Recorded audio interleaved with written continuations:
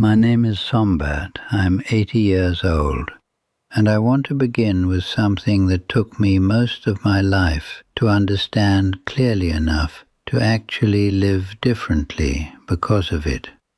Inner strength is not something you find in a dramatic moment. It is not something that arrives after a great loss or a great challenge or a great spiritual breakthrough. It is not the product of suffering enough or enduring enough or pushing through enough. Those things can contribute to it, but they are not where it lives. Inner strength lives in something much smaller and much more ordinary and much more available than any of those things. It lives in what you do every day when nothing dramatic is happening, in how you meet the ordinary morning, in the quality of attention you bring to the unremarkable hour, in the small decision to return to something that matters when the mind wants to move toward something easier. That is where lasting inner strength is actually built. Not in the moments that test it, in the moments that nobody notices. In the daily practice that looks like nothing from the outside and builds everything from the inside. Maybe you have been waiting for the right circumstances to develop the strength you want. Maybe you have been waiting to feel ready, or to have more time, or to be through the current difficulty before you begin something more intentional. If that is where you are, stay with me, because what I want to share is not a program or a system. It is a single understanding that when it genuinely lands, changes what daily practice means and why it works the way it works. I was born in northern Thailand and entered the monastery as a young man with a version of inner strength that I had confused with toughness. I could endure. I could continue when things were difficult. I could maintain the outer forms of discipline when everything inside was unsteady. And for a time, I called that strength. It looked like strength. It felt from the inside like I was building something. But what I was actually building was a harder shell. And a harder shell is not stronger. It is more brittle. Because a harder shell depends on nothing reaching it. And life, eventually, always finds a way to reach through. What I began to discover, slowly and through many experiences of that shell cracking in ways I had not expected, was that the strength I actually needed was not harder on the outside, it was more honest on the inside, more genuinely present to what was actually happening in me, rather than more skilled at managing what was visible on the surface. And that kind of strength, the honest inside kind, was not built in the moments of great test. It was built in the daily practice of being with my own experience truthfully, however small the moment was, and however unremarkable the day felt. The first thing I want to say about the daily practice that builds lasting inner strength is that it must be daily in the real sense. Not aspirationally daily, not daily when you remember, or when you feel motivated, or when the circumstances cooperate. Actually, daily. This sounds obvious, but it is the part that most people skip over in their understanding of practice. They think about what the practice should be. They think about how to do it well. They think about what it will produce when they have done it long enough. But they do not fully reckon with the simple and complete requirement of every day, including the days when nothing feels different.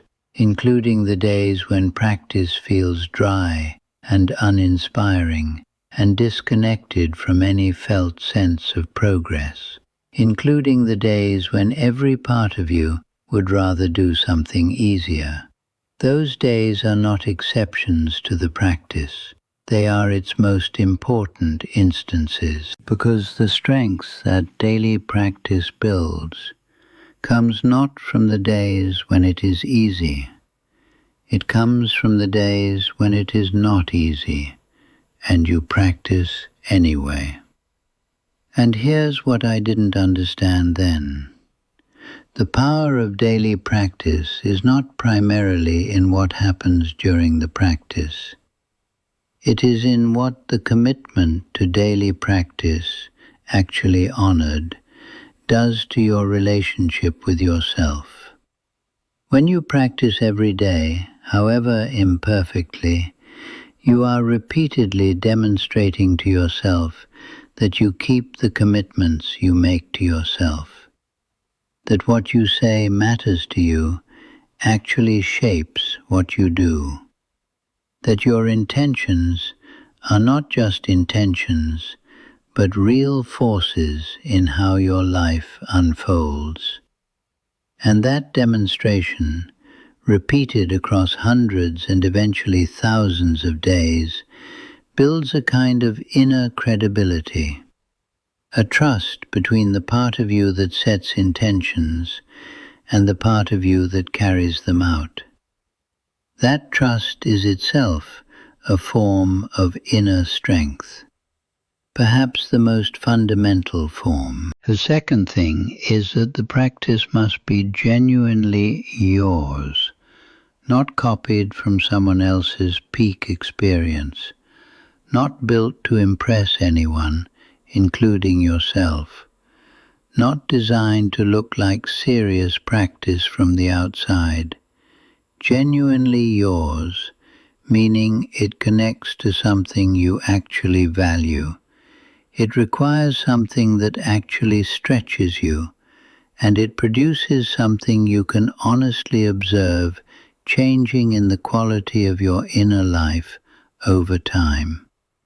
I have watched many people adopt practices that they thought they should have because serious practitioners have them, and abandon them within weeks because the practice never connected to anything real in their actual life. The practice that builds lasting strength is the one that you return to, not because you feel you should, but because you have genuinely felt what it offers when you bring yourself to it honestly. The third thing is that the daily practice that builds inner strength almost always includes some form of honest self-observation, not self-criticism, not self-improvement as a project. Honest self-observation. The practice of actually looking at what is happening in your inner life without immediately needing to fix it or change it or improve it or explain it. Just seeing it. What is here today? What quality of mind have I been living in? Where has my attention been? What has been driving my choices? These questions, asked honestly and with something like genuine curiosity rather than harsh judgment, build a quality of self-knowledge over time that is one of the deepest sources of inner strength available, because you cannot navigate well from a place you cannot see clearly. And the daily practice of honest observation gradually makes the inner landscape more visible, more understandable, and more available to genuine response rather than automatic reaction. You know what surprised me most? The relationship between this honest self-observation and what I would call inner warmth. I had assumed that the more honest I became about my own inner life, the more I would find things that disappointed me, or confirm the critical voice that was already quite active. But the opposite happened. The more honestly I looked, the more I understood. And the more I understood, the more what arose naturally was something like compassion rather than judgment, for the parts of myself that were still struggling, for the patterns that were old and had not yet had enough honest attention to change, for the genuine effort that was present even in the days when the results were not what I hoped. That compassion, born from honest observation, is not soft.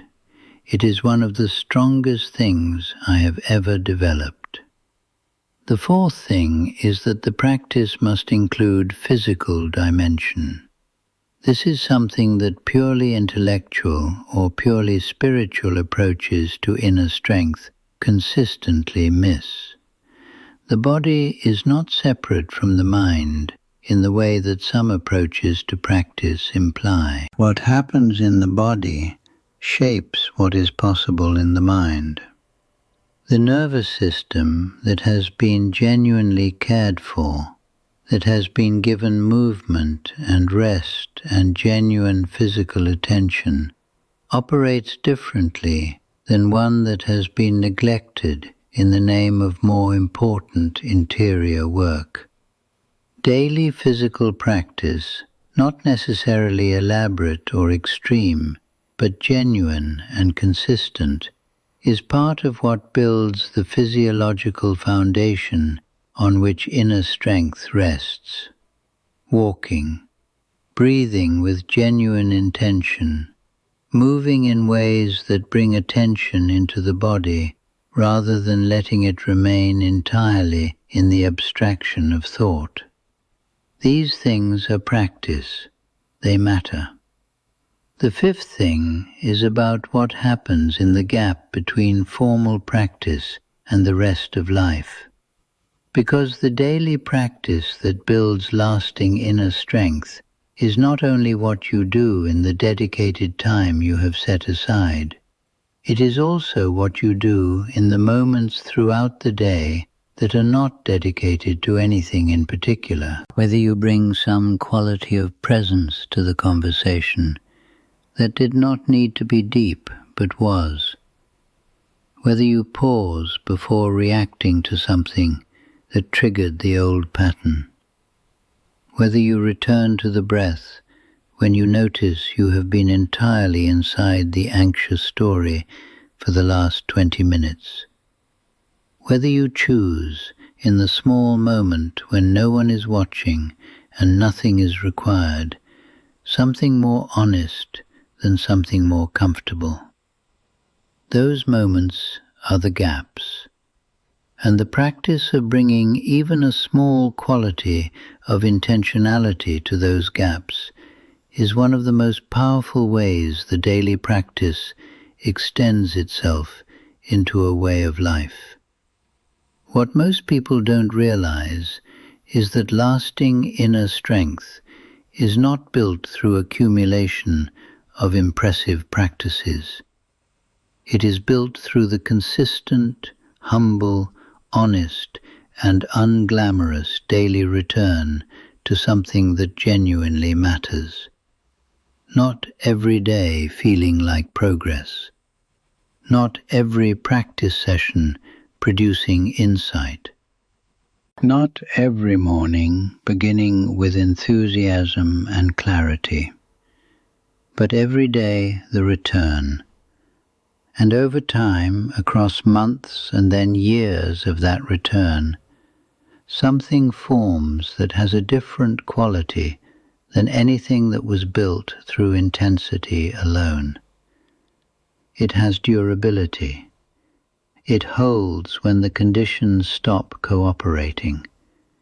It is present not because conditions require its performance, but because it has become, through the daily practice of small, honest choices, genuinely who you are.